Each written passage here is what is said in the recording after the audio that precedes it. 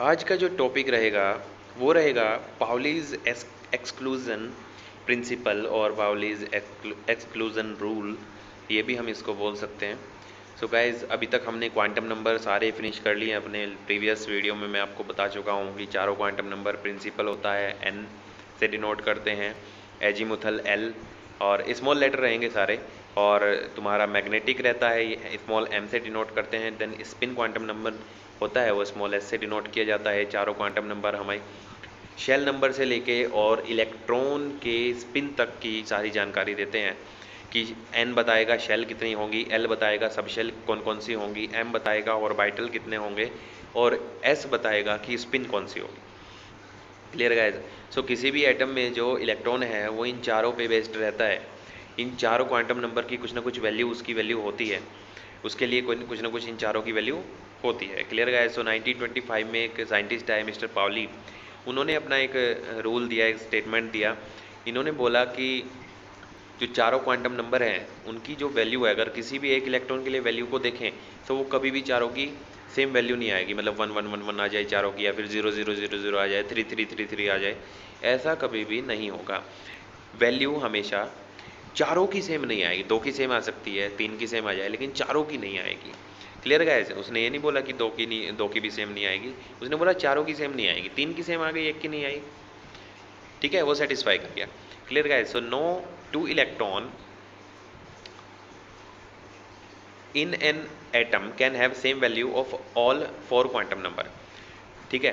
सो किसी एक इलेक्ट्रॉन के लिए भी चारों क्वांटम नंबर सेम नहीं होंगे और किन्हीं दो इलेक्ट्रॉन के लिए भी चारों क्वांटम नंबर सेम नहीं होंगे। Clear guys? ये मैंने दोनों चीज़ें आपको बता दी जो कि इसका मेन पॉइंट था। अब इसी पे बेस्ड यहाँ पे ये सिंपल अपना एग्जांपल जो है ना देते रहेंगे। तो an orbital accommodates two electron with opposite spin. किसी भी ऑर्बिटल में दो इलेक्ट्रॉन ही रह सकते हैं मैक्सिमम, कम से कम एक, ज़्यादा से ज़्यादा दो, है ना। जीरो है तो फिर तो कोई जिक्र ही नहीं है, इलेक्ट्रॉन ही नहीं है वहाँ पे, है ना, वो तो खाली ऑर्बिटल हो जाएगा। तो दो स्पिन रह सकते हैं, दो इलेक्ट्रॉन रह सकते हैं, दोनों की जो स्पिन होगी वो अपोजिट होगी। दोनों की स्पिन क्या होगी? अपोजिट होगी, ये हम पढ़ चुके हैं। ठीक है? तो the principle can be illustrated by taking example of nitrogen. जैसे कि नाइट्रोजन N7 होता है, एटॉमिक नंबर कितना होता है? 7। अगर मैं इसकी इलेक्ट्रॉनिक कन्फिग्रेशन करूँ तो 1s2 2s2 2p3। ठीक है, ये 1 2 3 जो यहाँ पे लिखे हुए हैं 1 and 2 and 2 दो बार है, पहले 1 है फिर 2 है फिर 2 है। ठीक है, means 1s 2s and 2p।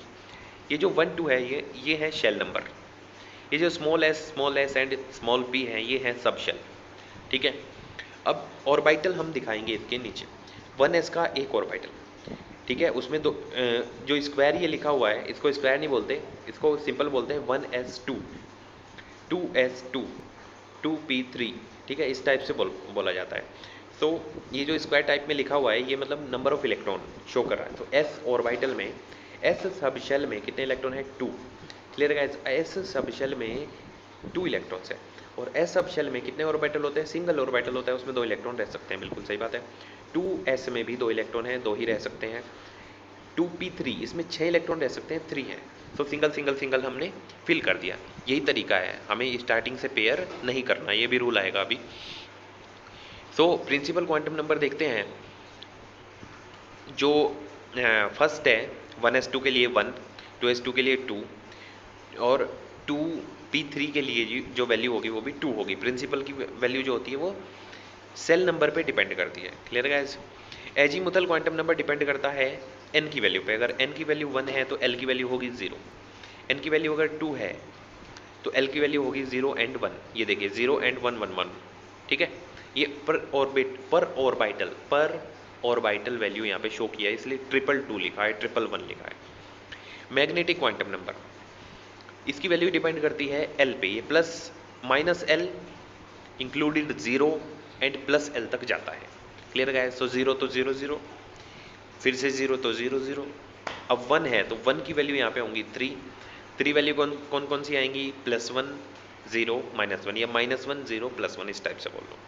अब स्पिन क्वांटम नंबर देखिए, स्पिन क्वांटम नंबर की वैल्यू यहाँ पे क्या होंगी? 2 इलेक्ट्रॉन है, 1s2 में 2 इलेक्ट्रॉन है तो +12 -12। फिर 1s2 में 2 इलेक्ट्रॉन है +12 एंड -12। फिर 2p3, इनमें एक एक इलेक्ट्रॉन है और स्पिन कौन सी है इनकी, एक ही साइड में है तीनों की, तो plus half plus half plus half, इस टाइप से हम लिख देंगे। तो चारों क्वांटम नंबर की जो वैल्यू है वो डिफरेंट है। क्लियर है गाइज, जो वैल्यू है वो क्या है, डिफरेंट है।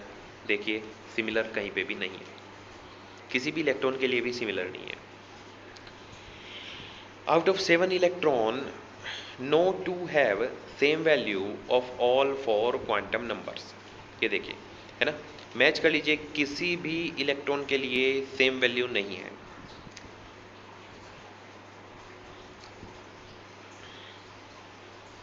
यहाँ पे भी सिंपल वही टेबल शो की है, ठीक है, क्वांटम नंबर की सिमिलर नहीं आएंगे।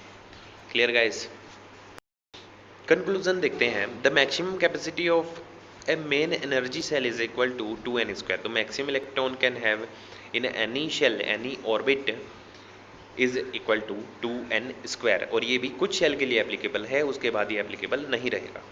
The maximum capacity of sub shell is equal to 2 into 2l+1। Clear guys, इसमें मैक्स सब शेल में कितने इलेक्ट्रॉन रह सकते हैं, ठीक है, ये किसके इक्वल होगा, 2 इंटू 2l+1, ठीक है, जहाँ पे l की वैल्यू 0 से स्टार्ट होगी, है ना, l की वैल्यू कहाँ से स्टार्ट होगी, 0 से स्टार्ट होगी, ठीक है, l की वैल्यू 0 मतलब s सब शेल, l की वैल्यू कितने होगी, 1 के लिए क्या होगा p सब शेल, 2 के लिए क्या होगा d सब शेल, 3 के लिए क्या होगा f सब शेल। क्लियर गाइस, ये रहा SPDF और उनकी वैल्यू भी यहाँ पे शो की गई है। इतने ही मैक्सिमम इलेक्ट्रॉन इसमें रह सकते हैं, कम से कम एक रहेगा, ज़्यादा से ज़्यादा इतने रहेंगे जितने यहाँ पे शो किए गए हैं। थर्ड पॉइंट क्या है, number of sub shell in a main energy shell is equal to the value of n, is equal to the value of n। Sub shell की वैल्यू n की वैल्यू पे depend करती है। अगर मैं first shell की बात करूँ तो सब शेल होंगी 1, सेकेंड शेल की बात करूँ तो सब शेल होंगी वहाँ पे 2, 2s एंड 2p आ जाएंगी। अगर मैं थर्ड शेल की बात करूँ तो 3 सब शेल होंगी, कौन कौन सी, 3s 3p and 3d।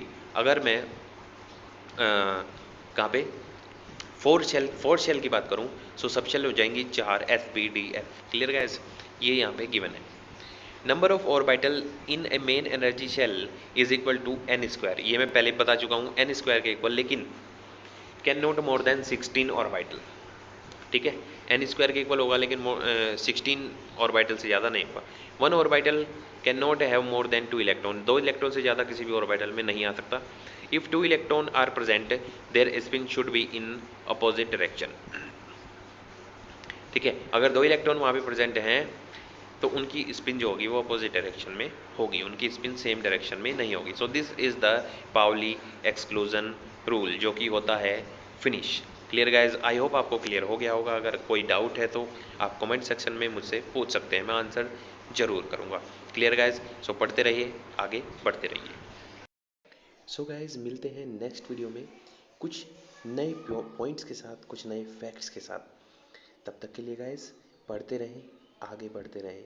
All the best.